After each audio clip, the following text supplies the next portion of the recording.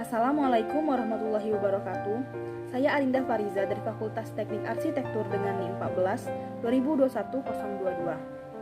Pada kesempatan kali ini, saya akan menjelaskan tentang dasar ibadah dalam Islam, yaitu manusia sebagai khalifah dan Abdullah di muka bumi ini.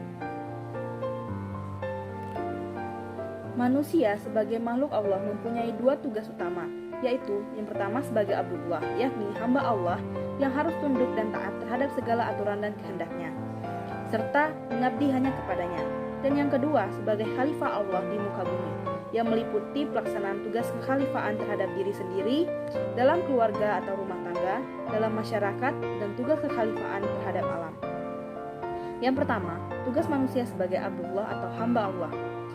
Tugas hidup manusia sebagai Abdullah bisa difahami dari firman Allah dalam Quran Surat Al-Dzariyat ayat 56. Dan aku tidak menciptakan jin dan manusia, melainkan supaya mereka mengabdi kepadaku.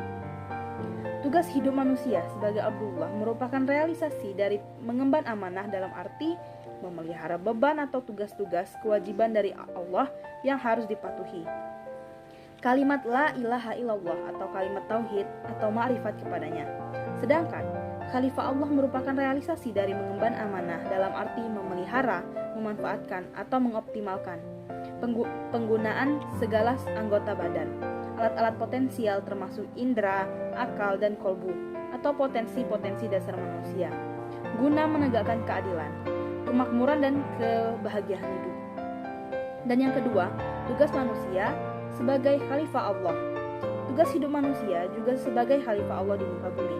Hal ini dapat difahami dari firman Allah dalam Quran Surat Al-Baqarah nomor 30 ayat 30.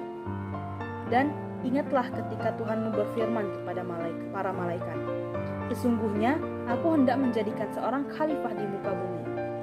Mereka berkata, mengapa engkau hendak menjadikan khalifah di bumi itu?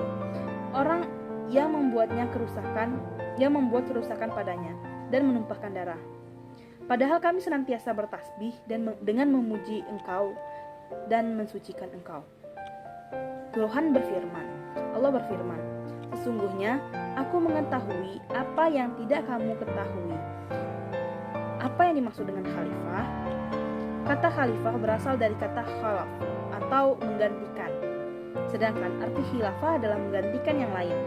Ada kalanya karena tidak hadir, atau ada yang diganti, orang yang diganti tidak hadir, atau karena kematian orang yang diganti, atau karena kelemahan atau tidak berfungsinya yang diganti. Contohnya, Abu Bakar ditunjuk oleh umat Islam sebagai khalifah pengganti Nabi Muhammad SAW, yakni penerus dari perjuangan beliau dan memimpin umat yang menggantikan Nabi SAW setelah beliau wafat, atau Umar bin Khattab sebagai pengganti dari Abu Bakar, dan seterusnya. Ada kalanya karena memuliakan atau memberi penghargaan, mengangkat kedudukan orang yang dijadikan pengganti.